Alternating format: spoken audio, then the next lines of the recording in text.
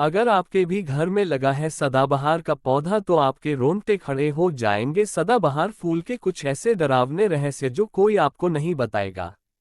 ये पौधा हर कोई अपने घर में लगाता है, लेकिन इसके फायदे और नुकसान के बारे में कोई नहीं जानता। यदि आपने भी लगा रखा है घर में सदाबहार का पौधा या गलती से घर में उगाया है तो तुरंत करें। ये काम नहीं तो बहुत पछताओगे। सदाबहार के पौधे में होती है यह एक चीज, आज ही जान लो गलती से अगर आपने भगवान को चढ़ा दिया है तो जरूर देखें। दोस्तों, सबसे पहले तो वीडियो को लाइक कर दे। लाइक करने का कोई चार्ज नहीं लगता। आज की वीडियो बहुत ही सुंदर है। पहले वीडियो को लाइक करें और खूबसूरत वीडियो का लाभ उठाएं। दोस्तों, आपको बता दें, जीतने भी धनवान व्यक्ति है, जीतने भी पैसे वाले लोग हैं, उन सभी के घरों में आपको ये पौधा 100% मिलेगा। और दोस्तों, आपको बता दें कि सदाबहार का जो पौधा होता है उसमें कई फूल खिलते हैं। इसी के साथ आपको बता दें कि सदाबहार का जो पौधा होता है वो बहुत आसानी से उग जाता है और इसे कहीं पर भी आप बहुत आसानी के साथ उगा सकते हैं। दोस्तों, आपको बता दें सबसे बड़ी बात कि ये जो सदाबहार के रंग बिरंगे फूल हैं ना, ये आपकी किस्मत को बदल देंगे, आपकी किस्मत को रातों रात चमका देंगे। जी हाँ दोस्तों, जिस तरह से ये रंग बिरंगे फूल होते हैं और जैसे ये रंग बिरंगे कलर के होते हैं, उसी तरह से ये तुम्हारी जिंदगी में भी रंग बिरंगे रंग भर देंगे। दोस्तों, आप एक बार इस पौधे के उपाय को जरूर आजमा कर देखें और इसके लाभ भी आप स्वयं देख लेंगे। अगर आप भी अपने जीवन में बहुत मेहनत करते हैं, बहुत प्रयास कर रहे हैं जिंदगी में सफल होने का, मगर सफल नहीं हो पा रहे हैं, बार बार आपको असफलता का मुंह देखना पड़ रहा है, आप बार बार निराश हो रहे हैं, तब तो आपको यह उपाय जरूर ही कर लेना चाहिए। अगर कोई व्यक्ति कोई अपना व्यापार शुरू करता है, कोई काम शुरू करता है और अगर उसे उसमें नुकसान होने लगे और उसका वह व्यापार ना चले तो व्यक्ति बहुत परेशान हो जाता है और वो सोचने लगता है कि अब इस व्यापार को मैं बंद ही कर देता हूँ। अब इस काम को करने से कोई फायदा नहीं है, जब इस काम से मुझे कोई मुनाफा ही नहीं हो रहा है, मेरी आर्थिक स्थिति अच्छी हो ही नहीं पा रही है। फिर व्यक्ति परेशान होकर सोचता है कि चलो हटाओ, रहने दो, इस काम को अब हम हटा देते हैं, बंद कर देते हैं, कोई दूसरा काम कर लेते हैं। और इसी तरह से व्यक्ति काम भी बदलते रहते हैं, बहुत कोशिश करते हैं, लेकिन उसके बावजूद उनको सफलता प्राप्त नहीं हो पाती है जैसा वो चाहते हैं।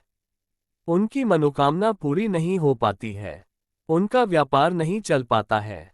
तो अगर आप भी अपने जीवन में कोई व्यापार कर रहे हैं और आपको बार बार उसमें नुकसान देखने को मिल रहा है, या जो भी काम आपने शुरू किया है वो काम आपका नहीं चल पा रहा है, जिस चीज को लेकर आप बहुत ज्यादा परेशान है, किसी विशेष क्षेत्र में आपने तैयारी कर रखी है लेकिन उसमें भी आपको सफलता प्राप्त नहीं हो पा रही है, तब आपको एक बार, सिर्फ एक बार इस उपाय को जरूर करके देखना चाहिए।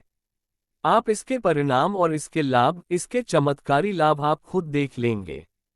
इसी के साथ दोस्तों, इस उपाय को वो लोग भी कर सकते हैं जिनके सर पर बहुत ज्यादा कर्जा हो गया है या जिसने किसी से बहुत ज्यादा उधार पैसा ले लिया है और वो उस उधार को चुकाने में सक्षम नहीं है, चुका नहीं पा रहे हैं। लेकिन कभी कभी होता यह है कि व्यक्ति चाहे कितनी भी मेहनत कर ले, उसके बाद उसको सफलता प्राप्त नहीं हो पाती है। और दूसरी तरफ ऐसे भी लोग होते हैं जो दिन रात मेहनत करके धन कमाते हैं, लेकिन उनके हाथ में धन आते ही बहुत तेजी के साथ वो धन उनका चला जाता है। कभी बीमारियों में वो पैसा चला जाता है तो कभी किसी अन्य चीज में वो पैसा उनका चला जाता है। कुल मिलाकर आप कह सकते हैं कि उनका जो धन है वो अच्छे कार्य में कम जाता है, लेकिन बीमारियों में और बुरे कार्यों में ज्यादा उनका वो धन बर्बाद हो जाता है, जिसको लेकर वह बहुत परेशान रहते हैं और महीना खत्म होने से पहले ही उन्हें किसी ना किसी से उधार लेना पड़ जाता है। और देखिए, उधार व्यक्ति कभी भी अपनी मर्जी से तो लेता नहीं है। जब व्यक्ति के ऊपर बहुत ज्यादा परेशानी आ जाती है, उसके जीवन में बहुत सारे कष्ट आ जाते हैं, जिसके चलते उस व्यक्ति को अपना घर चलाने के लिए और बहुत सारी आवश्यकताएं ऐसी होती हैं जिन्हें पूरा करना व्यक्ति का दायित्व होता है, जिसके चलते वो किसी ना किसी से पैसा उधार ले लेता है, ये सोचकर कि अगले महीने उस पैसे को मैं चुका दूंगा। लेकिन जैसे ही अगला महीना आता है, समस्याएं और परेशानियां खत्म होने का नाम ही नहीं लेती है, जिसके चलते उसके सर पर कर्जा बढ़ता ही चला जाता है और वो उस कर्जे को चुकाने में धीरे धीरे असक्षम होता चला जाता है। उस कर्जे को चुकाने में उसे बहुत दिक्कतों का सामना करना पड़ता है, या कभी कभी व्यक्ति इतना ज्यादा भी कर्ज में डूब जाता है कि उसके बस के बाहर हो जाता है। कर्जे को अपने सर से उतारना। जी हाँ दोस्तों, तो अगर आपके जीवन में भी ऐसी कोई समस्या है तो आपको ये उपाय जरूर ही कर लेना चाहिए। दोस्तों, हम आपको बताएंगे ऐसे चमत्कारी फूल के बारे में, ऐसे लाभदायक फूल के बारे में जिसका उपाय यदि आप कर लेते हैं तो आप खुद देखेंगे कि कितने ज्यादा चमत्कारी लाभ उस पौधे के हैं। यदि इसका सही प्रकार से उपयोग किया जाए, उपाय किया जाए और भगवान को ये फूल अर्पित कर दिया जाए तो यकीन मानिए आपके जीवन की सारे कष्ट, सारी परेशानियां तो दूर हो ही जाएगी, साथ ही साथ जो भी आपकी मनोकामना है वो बहुत जल्दी पूरी हो जाएगी।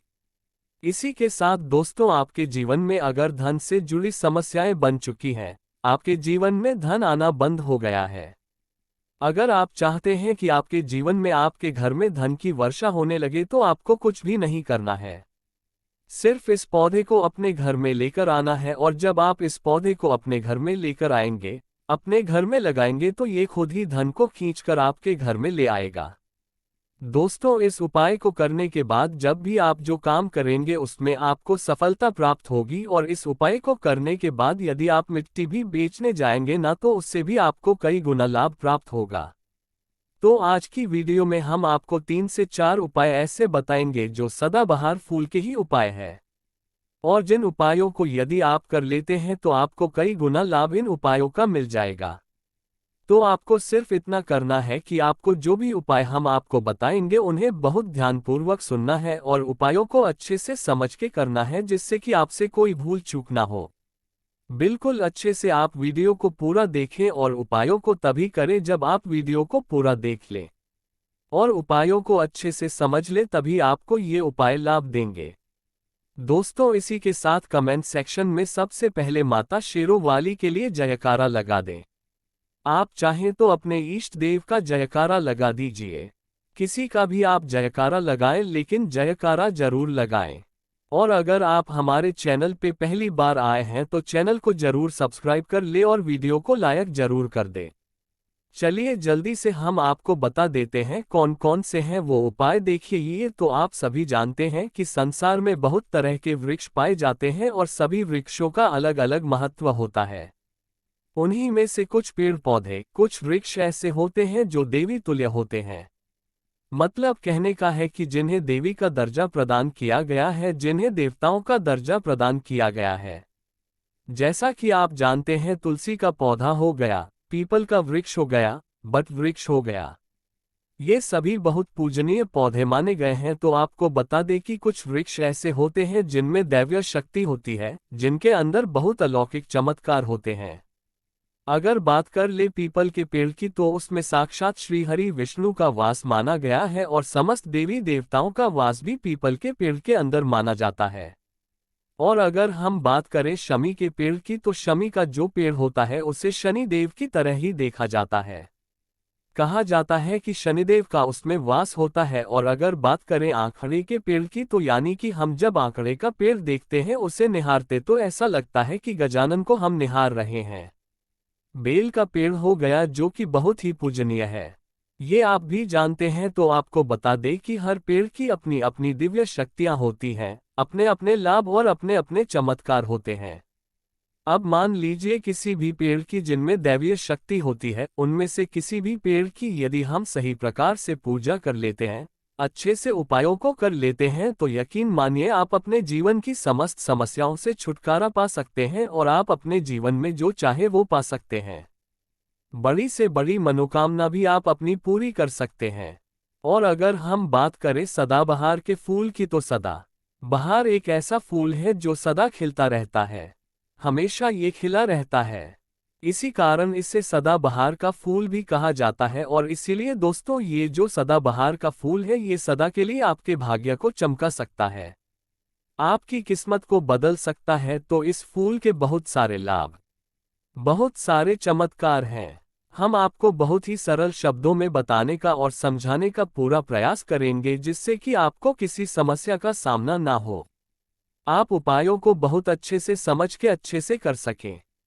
आप चाहे तो इनको लिख भी सकते हैं और आप चाहे तो हमारी वीडियो को दोबारा भी देख सकते हैं।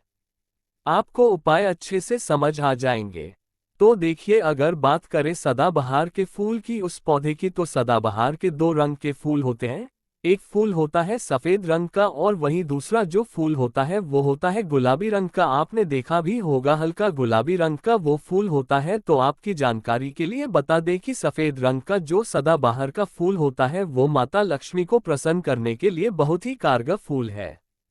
बहुत ही ज्यादा माता लक्ष्मी को वो फूल पसंद है और गुलाबी रंग का जो सदाबहार का फूल होता है वो भी माता लक्ष्मी को अति प्रिय होता है, क्योंकि गुलाबी रंग तो माता रानी का सबसे ज्यादा प्रिय रंग है।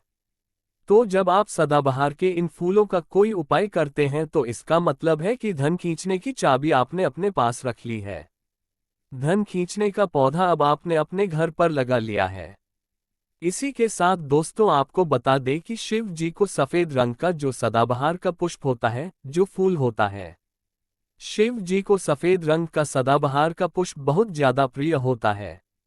यदि आप इस सफेद रंग के पुष्प को शिव जी को अर्पित करते हैं तो आपके जीवन की बहुत सारी समस्याओं से आपको छुटकारा मिल जाएगा और आपके जीवन में जो भी राहु केतु का दोष है वो भी पूरी तरह से समाप्त हो जाएगा। तो जब भी आप इस सफेद रंग के पुष्प को शिव जी को अर्पित करें या माता रानी को अर्पित करें तो आप अपनी मनोकामना बोल दें। आपकी कैसी भी मनोकामना है वो जरूर पूरी हो जाएगी। और यदि आप इस सफेद रंग के पुष्प को शिव जी को अर्पित करते हैं तो शनिदेव भी आपसे बहुत प्रसन्न होते हैं। अगर आपके पास सदाबहार के पुष्प है, आपके घर में कोई पौधा लगा है तो बहुत अच्छा है। लेकिन अगर आपके घर में सदाबहार का फूल नहीं है, पौधा नहीं है, तो आपको अपने आसपास ये बहुत ही आसानी से प्राप्त हो जाएंगे। वहां से भी आप इन फूलों को ले सकते हैं। तो चलिए सबसे पहला उपाय हम आपको बता देते हैं कि आपको सफेद रंग के सदाबहार के पुष्प लेने हैं और किस दिन इस उपाय को करना है। आपको ये उपाय करना है शुक्रवार के दिन। तो दोस्तों आपको सफेद रंग के पुष्प तोड़कर लाना है और उनसे ही आपको उपाय करना है। तो उपाय आप कैसे करेंगे इस चीज को भी आप अच्छे से समझ लीजिए। तो देखिए, आपको सूर्यास्त होने से पहले पहले फूलों को तोड़कर लाना है। तो आपको कितने फूल तोड़कर लाने हैं? या तो आपको 27 फूल तोड़कर लाने हैं और या फिर आपको 21 फूल तोड़कर लानी है। अगर आप 27 फूल तोड़ते हैं तो उसका उपाय अलग है और यदि आप 21 फूल तोड़कर लेकर आते हैं तो उसका उपाय अलग है। लेकिन हम आपको बताएंगे, तो इसलिए वीडियो में अच्छे से बने रहे और उपायों को अच्छे से समझें। तो अगर आप 27 फूल तोड़कर लाए हैं सफेद रंग के, ठीक है ना, सदाबहार के 27 फूल सफेद रंग के यदि आप तोड़कर लेकर आए हैं, जब आप 27 फूल सफेद रंग के सदाबहार के तोड़कर ले आएंगे उसके बाद आपको अपने घर के मंदिर के पास आना है और आपको लेना है एक दिया और लंबी बाती का आपको एक दीपक जलाना है। दीपक आप घी का जला सकते हैं। उसके बाद आपको एक लाल रंग का छोटा सा कपड़ा लेना है और लाल कपड़ा वहां मंदिर में आपको बिछा देना है। अब आपको मौली के धागे से लपेटकर इन फूलों की माला बना लेनी है। तो आपने जो 27 फूलों की माला बनाई है उस माला को आपको माता लक्ष्मी को अर्पित करना है, उनको पहनाना है। लेकिन जब आप ये माला पहनाएंगे उससे पहले आपको 27 बार लक्ष्मी मैया के किसी भी मंत्र का जाप करना है। अगर आपको कोई मंत्र याद नहीं है तो आप बहुत सीधा सरल सा मंत्र ओम महालक्ष्मी नम इस मंत्र का 27 बार जप कर लें। आप माता रानी को ये माला अर्पित कर दे। उसके बाद आपको माता रानी को कुमकुम या हल्दी का तिलक लगाना है और उसके बाद आपको महालक्ष्मी चालीसा का पाठ भी करना है और फिर उसके बाद आपको माता रानी की आरती करनी है। इस बात का ध्यान रहे कि जब आप चालीसा कर लेंगे उसके बाद आपने जो लाल कपड़ा लिया है उस पर आपको हल्दी से एक स्वास्तिक बनाना है और उस लाल कपड़े पर आपको जो स्वास्तिक का आपने बनाया है उस स्वास्तिक के ऊपर यदि आपने 21 फूलों की माला माता रानी को अर्पित करी है तो 21 चावल के दाने आपको उस स्वास्तिक पर रखने हैं। और अगर 27 फूलों की माला आपने माता रानी को अर्पित की है तो 27 ही चावल के दाने आपको उस स्वास्तिक पर रखने हैं। लेकिन ध्यान रहे कि चावल बिल्कुल भी टूटा फूटा खंडित नहीं होना चाहिए। और जब आप चावल स्वास्तिक पर डालेंगे तब भी आपको ओम महालक्ष्मी नमः का जप भी करना है। इसके साथ ही साथ अब जो माला आपने माता रानी को अर्पित की थी वही माला आपको इस स्वास्तिक के ऊपर रख देनी है। अब इसके बाद आपको माता रानी के मंदिर से सिंदूर लेकर आना है और आप चाहे तो घर का सिंदूर भी रख सकते हैं। अब आपने जो माला रखी है उस लाल कपड़े पे उस माला पर आपको वो सिंदूर छिड़क देना है। अब इसके बाद आपको उस लाल कपड़े की पोटली बना देनी है और इसके बाद दोस्तों आपको उस पोटली को उसी दिन यानी कि शुक्रवार के ही दिन रात्रि के समय में उस पोटली को रख देना है अपने धन रखने वाले स्थान पर अपनी तिजोरी में। दोस्तों आपको बता दें यह उपाय आपको रात्रि के समय करीब 8 बजे के आसपास आपको करना है। वैसे तो आप सूर्यास्त के बाद कभी भी इस उपाय को कर सकते मगर आप 8 से 9 के बीच करते हैं तो बहुत ही उत्तम रहेगा। अगर आप 21 माला का उपाय ये कर रहे हैं तो आपको यह उपाय लगातार 5 शुक्रवार को करना है। मतलब एक शुक्रवार कर लिया, फिर उसके बाद दूसरे शुक्रवार कर लिया, तीसरे कर लिया, चौथे कर लिया, पांचवें लगातार जो शुक्रवार पड़ेंगे 5 शुक्रवार तक आपको लगातार इस उपाय को करना है। और यदि आप 27 फूलों वाला उपाय कर रहे हैं तो आपको लगातार 4 शुक्रवार करना है। तो देखिए उपाय चाहे आप 4 शुक्रवार कर रहे हैं या 5 शुक्रवार कर रहे हैं, आप इस बात का ध्यान रखें कि आपको अलग अलग पोटली नहीं बनानी है। आपने जो सबसे पहली पोटली बनाई है उसी पोटली को आपको लेना है। माला तो आपको हर बार नहीं लेनी है, चावल भी आपको हर बार नहीं लेने हैं, लेकिन उसी पोटली के अंदर आपको उन सारी चीजों को रखते चले जाना है। अब देखिए 5वां जो शुक्रवार होगा, चाहे 5 शुक्रवार आप ये उपाय कर रहे हैं या 4 शुक्रवार कर रहे हैं, तो जो 5वां शुक्रवार होगा उस 5वें शुक्रवार को आपको उस पोटली को लेना है और आपके घर में जहां पर भी मिट्टी हो, मान लीजिए आपके घर में कहीं पर भी मिट्टी है तो वहां पर आपको इसको मिट्टी में दबा देना है। और अगर मान लो आपके घर में मिट्टी कहीं पर भी नहीं है, पूरी जगह पर आपका फर्श है, तब आपके घर में गमला तो जरूर होगा, तो आप इसे गमले में दबा दीजिए। और आप इस चीज का पूरा ध्यान रखें कि आपको पोटली को पूरी तरीके से नहीं दबाना है। आपने पोटली के अंदर जो माला रखी थी, जो चावल रखे थे, उन चीजों को आपको मिट्टी के अंदर डालना है। कपड़े को आपको मिट्टी के अंदर नहीं डालना है, जो लाल कपड़ा लिया है उसको आपको नहीं डालना है। तो दोस्तों उपाय बहुत आसान है, बहुत ज्यादा कठिन उपाय नहीं है। और यदि आप इस उपाय को कर लेते हैं फिर आपके जीवन में धन से जुड़ी जो भी समस्या है वो तो समाप्त हो ही जाएगी।